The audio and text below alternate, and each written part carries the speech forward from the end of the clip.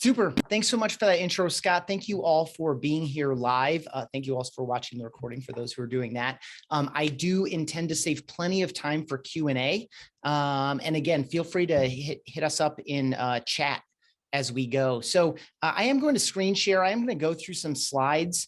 We're calling this putting the messenger back into the message. There are a lot of different ways we could talk about this problem/opportunity, but we're going to talk about putting you back into your messages. And if you think about it, you're relying every single day on faceless typed out text. And there are a lot of benefits to that, but there are also a lot of shortcomings. So we're going to go through some of those and talk about some ways to think about how to restore a personal and human touch to the communication that you're relying on every day to be successful. So my contact information is up now. Reach out to me. I mean, this is an intimate group.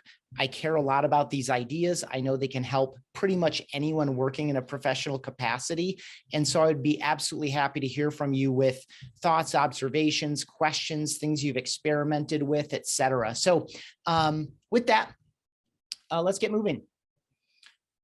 If you have not read the product strategy playbook from Productboard, I highly recommend that you do so. It's quick, it's open, it's provocative. And one of the things that they lay out are 6 steps to a unified product vision and strategy for your company. And so obviously defining the product vision, identifying your target market, deciding what problems you're solving, critical. Pinpoint your competitive differentiators. Actually, all of these are critical. There's no reason to emphasize one over the other. Developing your high-level strategic roadmap and outlining your go-to-market approach. So let's just look at that list for a minute. And when you think about what's required to do any one of these 6 very, very important steps, there are a couple of things that are absolutely true. One is that you're not going to do it alone. And 2, it requires very effective communication internally with your peers, perhaps with your supervisor or your leadership, or even your board of directors, certainly with customers, with prospects, with strategic partners or integration partners, if that's relevant. There are so many people we need to connect with. And the product strategy playbook goes on to speak specifically about how cross-functional within your own organization all of this work is. And something that really spoke to me, and I hope is meaningful to you, is that they also emphasize that we need to measure emotions, not just metrics. We can't just rely on hardcore direct tallying and ratios and other things that we can measure and metric in our products and in our product experiences, but also how is this affecting people and how are people reacting to it? What does it mean? What does it feel like? What are the emotions involved in the work that we're doing? And so just in reviewing that piece, I knew that I was in the right place with some of these themes that I'll be bringing you over the next 25 to 30 minutes. And I would challenge you to think about, as you're thinking about the work that you're set off to do here at the beginning of 2022, think about your most important and valuable messages, those messages that you're sending by email or Slack or LinkedIn or text message or any of these other channels that we all rely on. Some of the groups that we're in the in the product groups that you're in and that I recently joined. So much of that is also tied to your most important and valuable relationships. And again, we've already lined out who those might be. I think you know who they are, the most important people in your life and in your work. And when you think about those messages and those relationships, you are entrusting every single day your most important and valuable messages and relationships to faceless typed out text that doesn't differentiate you, doesn't build trust and rapport, and doesn't communicate nearly as well as when you simply look someone in the eye and talk to them. And there are a variety of reasons why that's true. One fun one I like to point out is that human beings as a species have been speaking to one another almost exclusively face-to-face for at least 150,000 years. I've seen estimates that are multiples higher. I'll just stay conservative with that number and say 150,000 years, humans have been looking one another in the eye and speaking. If you think about it, it's only been a few generations that we could break that time and distance and communicate across distance. So the vast, vast majority of our experience as a species that is constantly evolving and refining our own processes for our own benefit, for our own survivals, for our own mutual support of one another, because none of us is successful alone, no matter what millennium we're living in.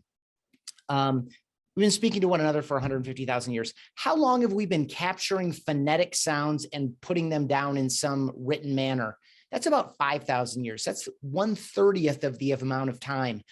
But that number is off by a factor of 10, because even in the developed world, it's only been about 500 years that literacy has become widespread. And so when you just look at the difference there, that's a 300x difference. Or for those of you who prefer percentages, we have at least 29,900% more experience as human beings looking one another in the eye and talking to each other than we do communicating through something like faceless typed out text.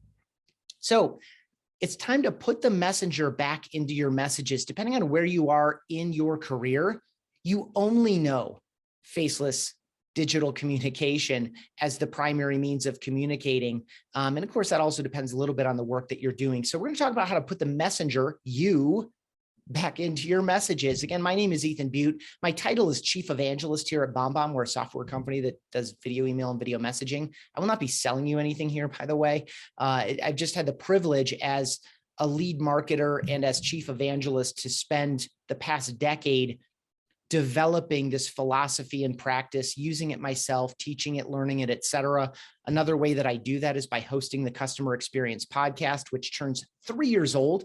We're about 180 episodes in, and it'll be 3 years old here pretty quickly. And as Scott kindly mentioned, I've co-authored 2 books. The most recent one is Human-Centered Communication, and the one that my longtime friend and team member and our Chief Marketing Officer, Steve Passanelli, and I co-authored prior to that is called Rehumanize Your Business, that came out in spring of 2019 and is very directly a video, email, and video messaging book. So a few of the truths that we have to recognize is that we must sell and serve virtually. And I chose those words very intentionally, and they do apply to you. I'm not just talking about your sales team members, although they can benefit from what I'm sharing with you today. I'm not just talking about customer service and customer support, although customer service and customer support teams benefit from the message that I'm providing here today. You sell every day and you serve every day. You're just selling and serving perhaps in a different way than your sales team and your customer success, customer support, customer care, customer experience teams might be working. So in this vein, I'm thinking of something like Dan Pink's To Sell is Human. Every single one of us needs to motivate people. We need to influence people. We need to advance our ideas. We need to get a series and set of micro yeses. Yes, I'll return this phone call. Yes, I'll make that introduction. Yes, I'll fill out this survey. Yes, I'll do a customer interview with you. And the macro yeses. Yes, I will hire you for this position. Yes, we are launching this product, whatever the case may be. And so we're all selling and serving all day, and we have to do a lot more of that work digitally, virtually, and online than ever before. But here's another truth. Online environments are obviously polluted. You might think of it as noise. I regard noise as benign, with pollution having a negative bend to it. But these digital, virtual, and online spaces are noisier and more polluted than ever. It's difficult to get through. It's difficult to be seen. It's sometimes difficult to understand other people or be understood ourselves. Kind of the benign aspect of that is typos and autocorrects, or perhaps using emoticons or emojis that don't translate Google to Apple, Apple to Google, or similar, where we're misunderstood or we misunderstand other people. And on the far other end is really intentional stuff: malware, cyber attacks, phishing attacks, spoofing accounts, spoofing email addresses, hijacking people's social media profiles. And all of this works together to create this confusing, frustrating, sometimes even threatening environment where our messages, no matter how sincere and forthright we are coming into email inbox, into LinkedIn messages, into social media feeds, into product experiences in ways that are not as worthy of attention and trust as they have been historically, or if the same way as if you were to show up in a room and to initiate the conversation the same way. And so we have to sell and serve digitally and virtually more often, not less. These environments are noisy and polluted. And here's another challenge. Digital communication is impoverished. It's impoverished in 2 specific ways. It's visually impoverished and it's emotionally impoverished. Our faceless typed out text, the same black text on the same white screen, doesn't include the emotional content that people need, and it doesn't provide the visual content that people benefit from. Again, this is an evolutionary psychology argument. This isn't a, hey, you have a high-speed internet connection and a webcam, you should be using it more often because it's cool and better, although that's part of the argument.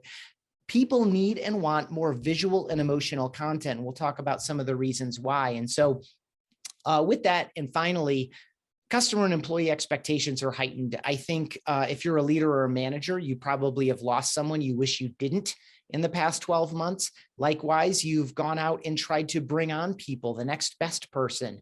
And so whether we're talking about bringing on team members or bringing on or satisfying customers, their expectations are heightened, and we're being compared to basically every product and service and company and brand in the world, not just those of our direct competitors. And so whether we're trying to engage and retain and expand customers and customer accounts, or whether we're trying to do the same with our team members, we have to know that we need to meet or exceed these ever rising expectations. And so those were some of the premises that Steve Passanelli, you can see his name on the book. He's an awesome dude. I've worked with him for 7 or 8 years full time now, and we've known each other for over a decade. We've co-authored both books together. Those are some of the premises that we went into this project with.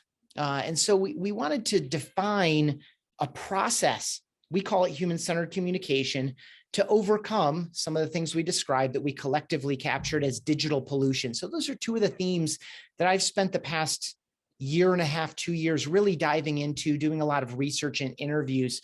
This idea is not explicitly laid out in the book, nor is the model that I'm going to show you on the next screen. But one big takeaway that I'd like you to consider today, and maybe one of the value adds to your decision to show up today, is that every single message and experience you put in front of someone is training not just that person, but also the machines that are tracking their behavior to engage with you again in the future.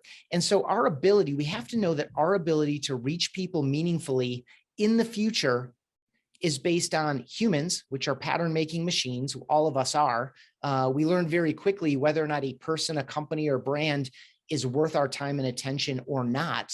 And we behave in accordance with that rule set that we're building. And it's built one experience by another. You know the emails that you have not yet chosen to unsubscribe or mark for abuse. And so if you're like me, you wind up picking up your phone, swipe, delete, swipe, delete, swipe, delete, so that perhaps if you're like me, you get to your laptop, you're only looking at emails that have been pre-screened. And so we know who's being swiped and deleted, and the machines do too. And so we're going to lose the opportunity to get in front of people if we don't regard every single message and experience, including inside the product experience, as an opportunity to provide value. And this is why you'll hear someone, I don't know if you're familiar with someone like Gary Vaynerchuk. There are a number of people that would advance an idea like this. He's the one that first comes to mind. They say something like attention is the currency of the economy. And I think that's absolutely false. I think attention is simply a necessary precursor to the true currency of the economy, which is trust and more trust. And so I don't expect you to follow this entire model, but I draw it out to say there's so much that happens after we ask for and receive someone's attention. And there are a number of different ways that it could go, but the two paths here are to land at more trust over on the bottom left side, or to land at ignore, delete, block. And so if we are not to shrink our total addressable market, if we are not to be ignored or deleted or blocked in the future, we need to value people's time and attention.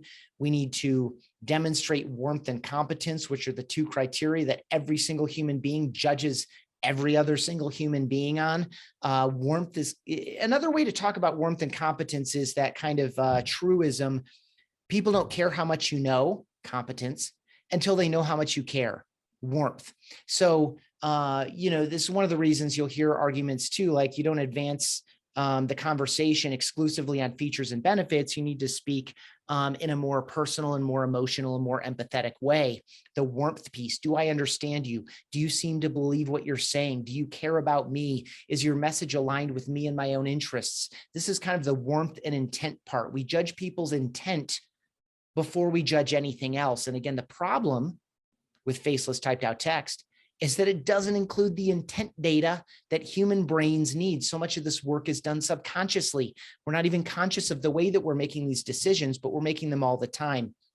And if you follow the advice of my friend, Dr. Nick Morgan, who I've got to know over the past year, who's a communication expert, he says intent is the first thing that people judge, and our typed out digital communication fails to deliver what humans need to make these intent judgments, these judgments of our warmth. And so what our brains do, they don't just say, oh, well, I don't have the intent data I need to decide whether this is a safe, healthy, positive decision or direction for me. Again, whether that's a micro yes or a macro yes doesn't matter. Our brains still want to judge intent before we judge the opportunity in full and make a decision. We don't just say, oh, well, we don't have the information we need and want. The brain makes it up. It actually fills in the gaps. And the problem for us as communicators who are hoping to get a micro or a macro yes is that they don't make that decision in our favor. In the absence of the visual and emotional information people need to judge our intent, they assume the worst because that's the safest and most protective thing that a human being can do. And so that's one of the reasons that we need to add more visual communication to what we're doing. Another way to say that is when we focus on ROI, what we need or want out of the effort that we're putting into anything. I don't just mean this in terms of a strict, cost of customer acquisition or some of these other things. I just mean the return on anything that we're investing our time and attention into as people creating opportunities for others. Instead, we should be thinking about the return on the time and attention, ROTA, of other people. When we think about the return on other people's time and attention, instead of our own return on our own investment, we're putting other people first, or at least putting their needs and interests on an equal footing or on a level playing field as our own. And we're meeting people more than halfway, making it so much easier to say yes. Another important idea here, especially with regard to our video messages, is it's more important to be on emotion than it is to be on message. I think a lot of people, when they start trying to mix in some video emails and video messages to what they're doing, they think, I didn't say it right. I don't look right. I said too often. I left an idea out. When instead, the key thing here is that we want to make it easy to judge intent. We want people to know that we're coming from the right place, that we're sincere in our belief, and that we're coming with whatever's appropriate for that message, caution or concern. In the case that we might be providing corrective feedback to a team member, support or encouragement to someone that we might be supporting or encouraging, whether it's a customer, an employee, or somebody else, or excitement and enthusiasm in the case that it's thank you, good job, congratulations, or some other message that has that type of emotional component. And so instead of worrying about exactly what you say, you should just be free and loose and focus on how you're saying it. And you'll be much better off. And one of the reasons why is Dr. Dan Hill, who holds 7 US patents in the analysis of facial coding data and is an emotional intelligence expert, taught me. And as we talk about in chapter 4 of human-centered communication, the Latin root movere is shared by both emotion and motivation. If we are to move people to act, not just get the micro yes expressed back to us or the macro yes, but in fact, to have people behave against that feeling or thought or idea, we need to include emotional components. And so we need to put our the messenger back into the message, because the messenger carries so much more information than faceless typed out text can. And so getting back to the left side of that model, this is where we want to be. When we get in front of someone and ask for their time and attention in a social feed, in a product experience, in an email or a LinkedIn message or a Slack message, we obviously want to be greeted as familiar. We want to be known as trusted. We want to demonstrate our warmth and then our competence. We need to provide some degree of value. I know that's kind of a generic slug word, but use that however you wish: success, impact, benefit, problem solving, whatever. And that in turn promotes more trust and keeps us in this positive loop on the left side, where whenever we ask for someone's time and attention, they don't wonder, is this going to be worth it? We've proved it enough times over and over again that we stay in this loop. This is the way that we grow our success personally and professionally now and for years to come. And what it sounds like is, I always like hearing from Scott, or I always like hearing from Productboard, or I always like hearing from the product makers community, or your personal or product name has my best interests in mind, or you or your product name or company name or brand name is always so helpful. When you hear things like that, or you see it in feedback, you know that you've arrived in this loop. And a way to achieve it is something that, again, we call human-centered communication. What is that? It blends two basic ideas: human-centered design, which you may already be familiar with. And that's not typically true. I'm typically talking to a sales team or a marketing team or a customer service or customer success or customer experience team. I think, a product makers community would probably be more likely to be familiar with human-centered design. And we're blending that with our daily digital communication. So human-centered communication. If you're not familiar, human-centered design obviously is well known. It's a 30 or 40-year-old practice. It even has an ISO standard. We're not going to read this whole thing, but I want to highlight a few key components. Focuses on the users, their needs, and their requirements. It enhances effectiveness and efficiency. I think so often in a communication posture, we focus on efficiency. What do I need to say? How quickly can I say it? Who do I need to say it to? Send, right? Without focusing as much on effectiveness. So really the call for human centricity in our digital communication is a call to balance effectiveness with efficiency. It improves human well-being, user satisfaction, accessibility, and sustainability. And this is a really positive one. This speaks to that pollution. And this speaks to that impoverishment of digital communication. It counteracts possible adverse effects: being misunderstood, being ignored, being deleted, and these other types of adverse effects, diminishing our own reputation, perhaps, whether that's fair or unfair, because of the nature of the way that we're communicating. If you're familiar with human-centered design, then you're almost certainly familiar with IDEO, a design firm that is the foremost practitioner and adherent of human-centered design. They've been doing it since their inception.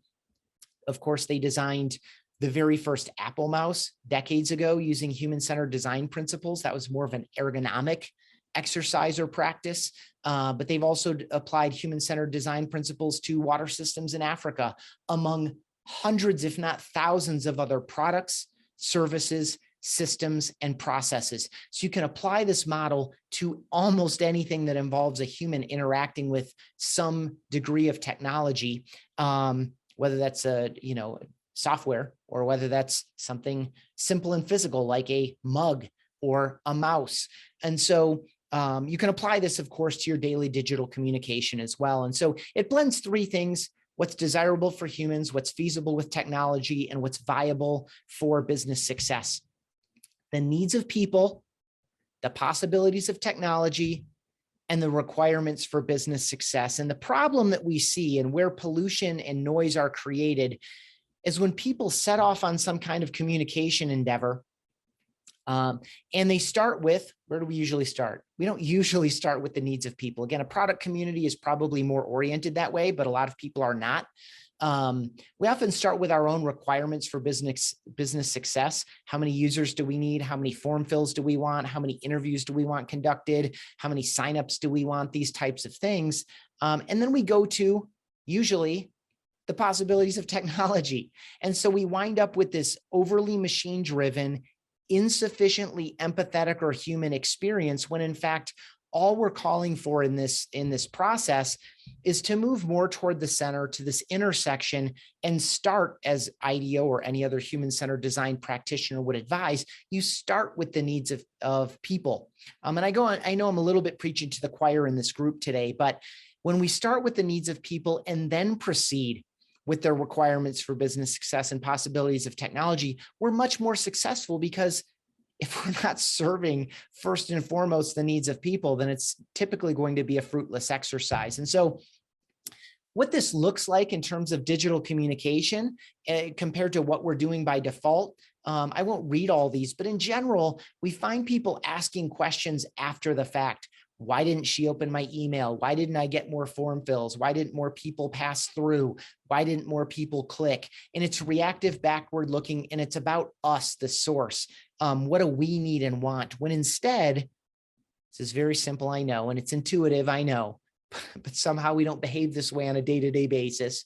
We know that this is true intuitively in our personal life, but somehow when we put our work self on, we lose sight of this. Why would she Why would he? Why would they? How can we be proactive, future oriented, make it so much more about the other person from the get-go? Again, equal footing, level playing field, meeting them halfway or more than halfway with each piece of digital communication, with each digital experience that we put in front of someone.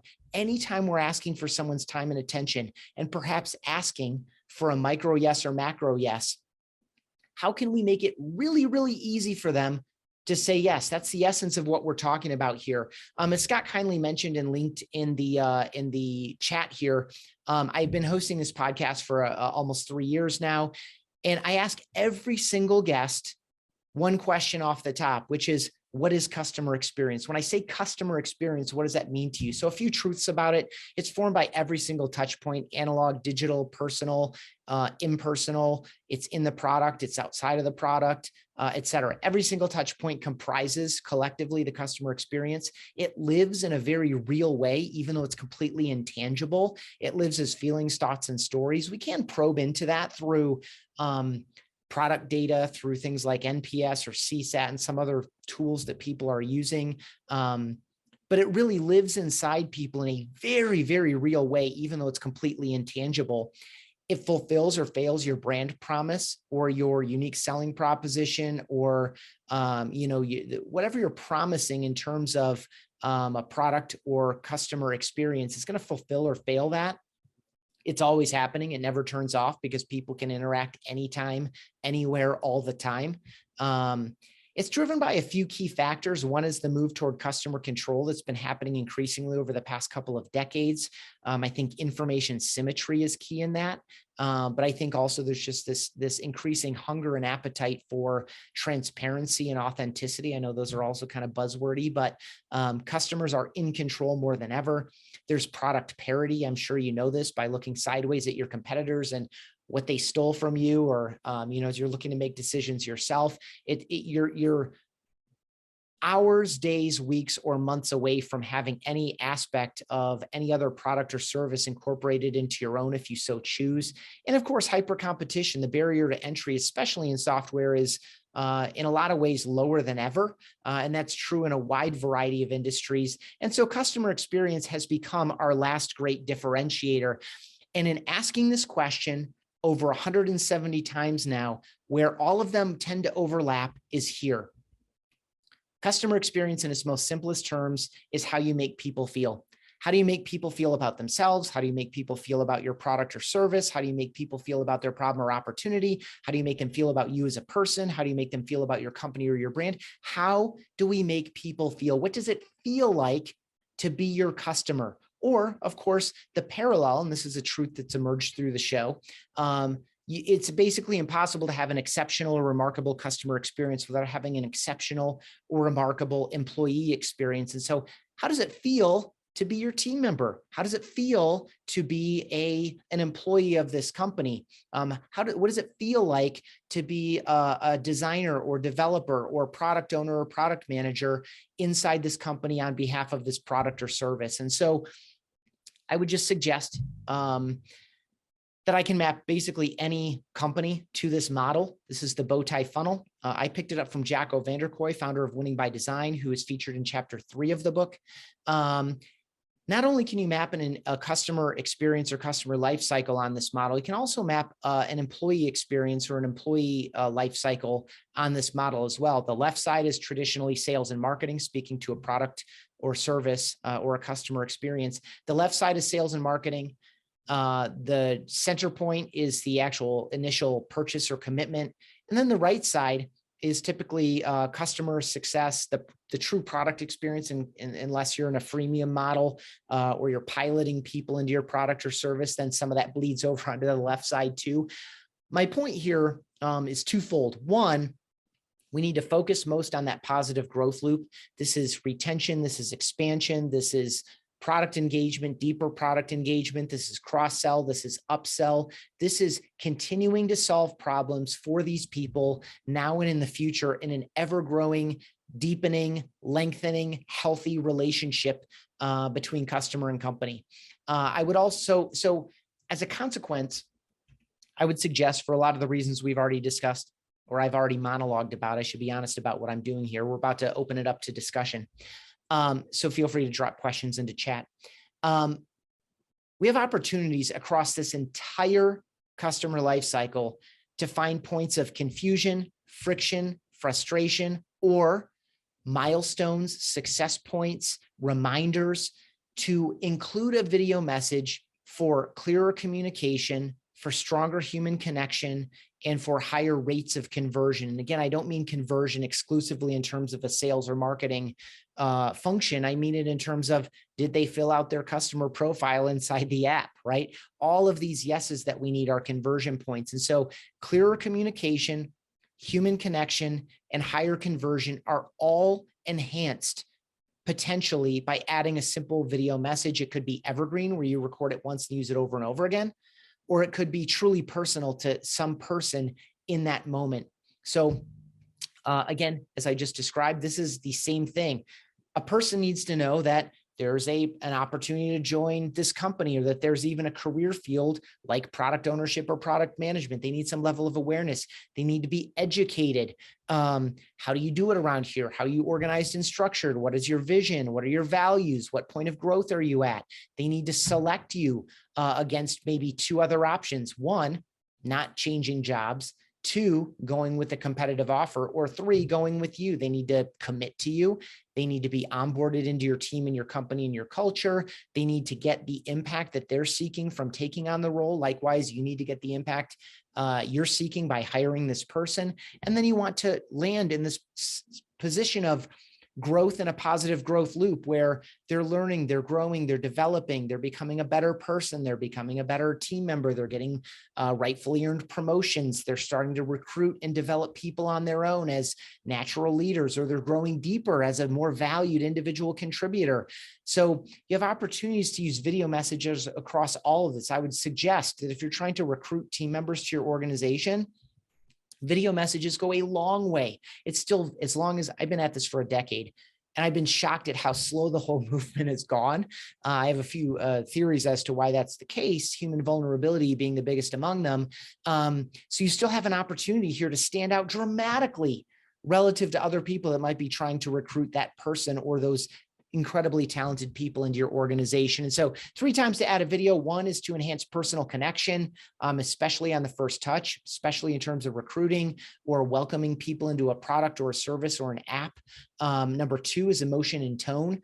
It's very difficult to capture positive or negative emotion or tone. Negative being bad news, apologies, lighting a fire, expressing concern. Positive being thank you, good job, congratulations, I was thinking about you, I'm excited for you. Oh my gosh, you hit this amazing milestone. Oh my gosh, you just got this new job. And then the third is detail or complexity, especially with a screen recording. And so there are a number of opportunities to use video, but across that life cycle, when you see personal connection, emotion or tone or detail or complexity is something you can enhance, that's a great opportunity to use video instead of typed out text. So introducing yourself to new people, recapping company or team meetings, especially if people were not able to be there, hitting the salient points in response to any inquiry or question that could be coming to you directly internally. It could be back and forth, perhaps with a customer or a customer advisory board or something like that. Collecting user feedback, just soliciting feedback, or trying to line up interviews, trying to get people to demo something. Following up on user feedback. If you're already collecting that feedback and you have follow-up questions, or you want to provide some coaching or positive feedback, that's another great use for video. And of course, thank you, good job, congratulations. And the big one, the in-between. We've all been in that email exchange or Slack exchange that could have been solved by, a 1-minute conversation. Or we've all been in that meeting that would have been better served as an email or a Slack update. A video message is a great value add in place of either a terrible email exchange or Slack exchange, or an unnecessary meeting where you worked too hard to get too many people on synchronously. Whereas you could record a video message whenever it's convenient for you, make it available by Slack or email or some other means. And each person can experience you in person with some of that human richness, that emotional content, a clearer explanation, or a screen recording, walking through a Miro board or something like that. And each one of them can do it at their own convenience. And so it really serves this really nice in between, live and synchronous, which is sometimes overkill. But you're doing it because it's easier to get people on a Zoom call to communicate in the way that you want to, where digital typed out text leaves you short. So that's what I brought today. Again, you can email me, ethan@bombbomb.com, or hit me up on LinkedIn. I'm also Ethan Beute on basically every social network. Beute is how that's spelled. I'm going to drop my slides. So if you have any thoughts about reaching out, feel free to screenshot that really quickly. And then I will drop back, and Scott and I will field questions. Wonderful. Thanks so much, Ethan, for being part of that conversation. So make sure you can see me okay. I can. All right, perfect. Excellent. So I want to start off with a quick question, maybe before we get going, and I want to relate this maybe back to the role of a product manager. I know we have a lot of people here today that are PMs, that work in the practice of product in some kind of way. They might be connected to that in other adjacent roles and such. But in particular, I think like two major points where probably PMs deal with communication the most. One is when they're talking about their strategy, their plans, and where they're actually trying to go with the work that they're doing. And that may be conveyed in terms of the context of like a vision of where the product is headed, or it might be about a particular, activity they're undertaking to meet that vision or goal. And the last part is kind of related to roadmaps. Often they're communicating their roadmap and their plan about how they're actually going to go and meet that vision and goal and objective and that outcome. I'm curious in the context of video messaging, and maybe even relating back to your own experience of working with your own product team internally at BombBomb, where you've kind of seen success here and where PMs can utilize these tools to more effectively tell those stories. Sure. So first and foremost, I'll share one of my favorite use cases that Michael Park, who you mentioned off the top, he's our Chief Product Officer here at BombBomb, and runs our entire product function alongside our CTO, Patrick McDavid, who gets it all built. And so something Michael has started doing with the PMs is a weekly update for the entire company, where he just gets on a Zoom call like this. They record it. They try to keep it under 8 minutes or so. He talks about, and I think this is actually bi-weekly. I think it's on a sprint basis, and we're every 2 weeks. And so they just, after the sprint review, they record this video. And so there are, I think, 4 or 5 people in this video, and they just do a quick once around. Michael talks about what just happened and the vision for where we're going and how it ties to the broader vision that's already been cast within the entire organization. And then each of the PMs does that on a zone specific, they're organized, of course, around different aspects of the product or product experience. And so they each kind of reinforce one another and reinforce that vision. And so we get to see the PMs every week. Or every 2 weeks, we get to see Michael every 2 weeks, because that sprint review is a long meeting. I, as an executive in the company that could, should, would be attending that, I don't have 2.5 hours for that meeting. It's not always that long, but they go into a level of detail that I don't need and that a lot of other people don't need. But goodness knows, you want your salespeople knowing what's been fixed, what's being built, what's launching soon, et cetera. You want your customer care people. I don't know how many times that happens inside an organization, big or small, where people on the front lines are learning about things from customers or prospects, which is just bad. And so we've been doing it a different way before, but doing it in video allows us to understand these people and get different aspects of their thought process. It's not just bullet points in a list like it was historically. Now we get to understand a lot more personally and contextually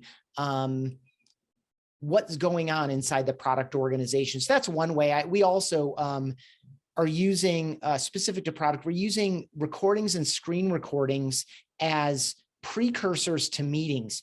And this kind of serves that in-between thing that I closed down, and then I'll give it back to you. This is a really interesting one. Instead of trying to because meetings are expensive, whether they're frontline employees that are perhaps not the highest paid people in the organization, or whether it's a leadership or executive meeting, they're all expensive. And so why waste that valuable synchronous time together on a Zoom call with basic updates. So what a lot of people are doing in a variety of functions, including product inside our company now, is they're doing an intro to the meeting. Whoever's calling for the meeting is doing a 1 minute or 3 minute or 5 minute meeting. Why are we all here? What do you need to know in advance? What are we going to be covering? Or, what's the background or context? And so people have time to kind of think about it, put it together, come with some questions. And so that time together is so much more valuable because it is properly collaborated. It's not just 3 people information dumping. We have all the information we need in advance. And so when we all show up live, we're getting right into it with trying to arrive at a decision or trying to debate the pros and cons or asking the difficult questions and that type of a thing. So making meetings more valuable by previewing it in advance. And again, I can't tell you if you're on this session or watching the recording and you're doing any kind of customer contact, you're going to get warmer and more valuable greetings, even if they don't send you videos back, when you make yourself available just as a human being and as a competent professional, as someone who actually cares about the other person, who cares about their thoughts, their experience, their feedback, their opinion, one to many, or better yet, even one to one. And so certainly to the degree that you're involved in any external communication, this leaves a very strong impression. It humanizes your company and humanizes your experience, which is typically scaled in a way that doesn't allow you to make really a personal connection with people. This is one of those ways that you can get information and build relationships that will make you a better professional while also valuing the customer in a way that in many cases will build an advocate for life. Yeah, that's great. Thank you very much for answering that. I'm going to push over to one of the questions. I think it was in the chat here from Shane Jensen, who joined us. Thanks, Shane, for the question. It was, how would you recommend getting someone on board with this approach, such as sharing a story, showing this presentation, or running a pilot to kind of show results? Yes. So what I would say is that BombBomb and all of our competitors, you might have heard of a company like Loom or Vidyard or some of these other companies that have come into this space, which we pioneered over a decade ago. Our company was legally founded in 2006 before the iPhone existed and over a year before the iPhone had video in it. So we've been pioneering the space, but all of us have an opportunity for you to try it free. And one of the things that I've seen, whether it's a product leader, whether it's a frontline salesperson or sales manager, whether it's a customer success professional, what I've seen a lot is people going out, starting a free trial, messing with it, or even subscribing to the degree that you have. I mean, none of these are super expensive products either, and messing around with it. I hope you've already picked up a couple use case ideas that you could implement. I would add another one to the degree that you're managing people and teams, providing feedback between the one-on-one sessions, checking in with people, giving updates after you review work. Don't just send that text back or wait 5 days to give that feedback. Do a screen recording or record yourself talking about what's exciting to you, what you think could be fixed, asking a provocative question so that the next time you get together, they know that you care and that you've given some thoughtful feedback to them, et cetera. Like there's so many use cases. So I hope you have a handful of those in your pocket. Go try one of our products free and experiment with it. If it is a team situation, we absolutely pilot. We're highly consultative in what we do. We're very diagnostic and prescriptive. What are the best use cases? And we'll train teams of people to the best use cases. So there are a number of ways to proceed, but every one of these is on a free trial or freemium setup, like so many products and services are these days. And so try it out free, mess with it a little bit. And the use case I would recommend first and foremost in any kind of a free experience is reach out to people you know and who know you with a simple message like, thank you, good job, or congratulations. Send that by email or use, like a lot of us have Chrome extensions, do that. Copy it, drop it into Slack or drop it into LinkedIn messages or similar. And you'll start to experience through the nature of the replies. Oftentimes they'll come back with all caps or emoticons or exclamation points. Oh my gosh, I totally need to hear that. Or you totally made my day, or thank you so much. Or, oh my gosh, we need to catch up. you'll start feeling some different energy in the text that comes back to you that lets you know that this is a different and better way to communicate. And so I would say start by experimenting. People will start asking you about it, especially if you're finding some success with it. And that usually begets an internal conversation. And so I typically have seen it grow organically, either top down where a leader starts using it and then says, we should all be doing this and here's why, and that the buy-in is kind of built into the structure of the organization.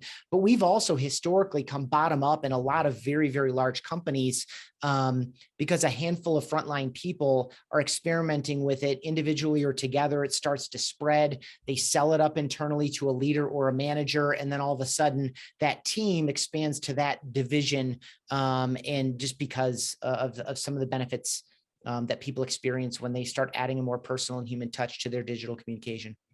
Yeah, that's great. I want to ask just one other question. I don't think we have any other Q&A here coming in from the group, but I want to come back to the book because I think one of the pieces that kind of stood out from the book was a couple pieces here. One was a 10-30-10 structure, kind of the reason, the value proposition, and the call to action. And the other part was the value of maybe before you jump into these kind of techniques and utilizing them is actually just watching yourself on video, watching yourself on mute and seeing if you actually sense the emotion that people bring across as part of it. I'm kind of curious on those 2 points, and maybe, again, trying to relate this back to the craft of a product manager and somebody wanting to dive into this, and what your thoughts are maybe on how we can best apply those to the work that we do as product managers. Yeah, absolutely. You obviously got deep, or I'm going to assume now that you finished the book. So you were deep at the 10-30-10. Yeah, awesome. Thank you. Thank you for picking it up.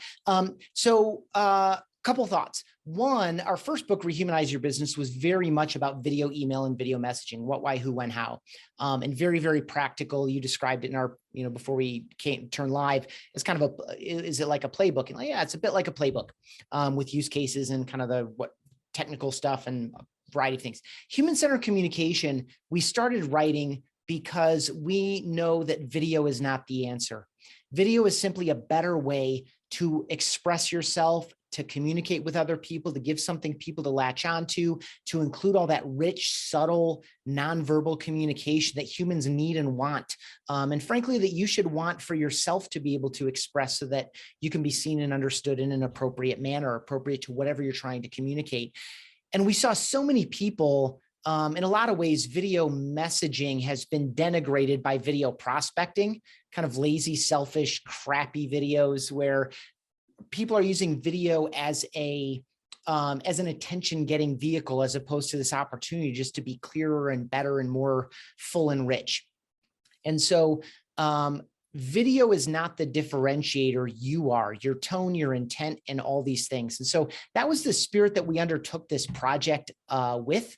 And I'll take your second question first, because it's about how are we showing up? I think so many of us, especially if you were in person like BombBomb was a couple of years ago, we took to this remote experience with, well, we'll just turn on our cameras and it'll all be normal, except that we're on camera. The problem is it's not the same.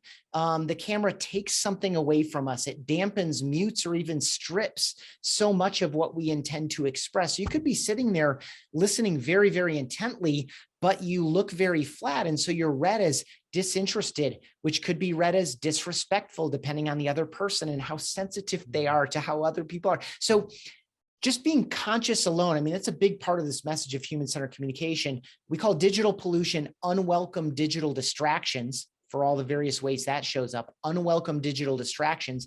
And we describe human-centered communication as thoughtful digital experiences. And so how are you affirming that you're listening to other people on these calls? And you're doing it now, Scott, you're nodding, right? We can smile more often. Yeah. We can nod a little bit. We can use chat directly or back channel direct to some other person. If we see someone else is disengaged and it's our meeting, we can do the same thing. We can call on them, not in a shaming way, but we can call on them and draw them in. We can back channel chat them. And so paying attention to what's going on reading between the lines, taking advantage of the fact that people are on camera and are showing up on a live call is something we can do to be of greater service and value to other people and to get more value, frankly, from the time that we're spending together on camera. And so the way that we're showing up can definitely be improved on average because we're typically just showing up. We're not conscious or intentional about the way that we're doing that. And so you'll hear from a number of professionals and their techniques to do that more effectively, not just in video messages, as we've been describing here in this session, but also on live video calls as well. As to the 10-30-10, we asked people, and this goes back to on emotion versus on message, right? We all think we need to be on message. I need to know what I'm going to say and say it exactly right. When in fact, what people are looking for in these videos is the emotional content and being on message. And so we asked everybody that we interviewed for the book, scripts, what do you think about them? And they're all like, don't use them because you wind up being robotic and it's just not a huge value add. It's another problem with some of the horrible video prospecting that people might be seeing is you're just taking your same crappy prospecting scripts and reading them on camera now, thinking it's going to magically be better when in fact, in a lot of ways it's worse because you're communicating that there's no passion or sincerity or intent, a positive intent toward the other person. To the degree that that's the case, which is a lot of the bad prospecting videos I've personally seen. And so Morgan Ingram, who's a video prospecting pioneer, was among many people to give a framework. Dan Tyre, the first salesperson and sixth employee at HubSpot, also provided a similar framework of keeping especially early videos as short as possible, under a minute, and using Morgan's 10-30-10 as 10 seconds on why someone is getting this message, 30 seconds on the value or the promise of value, and 10 seconds on the call to action. What should someone actually do?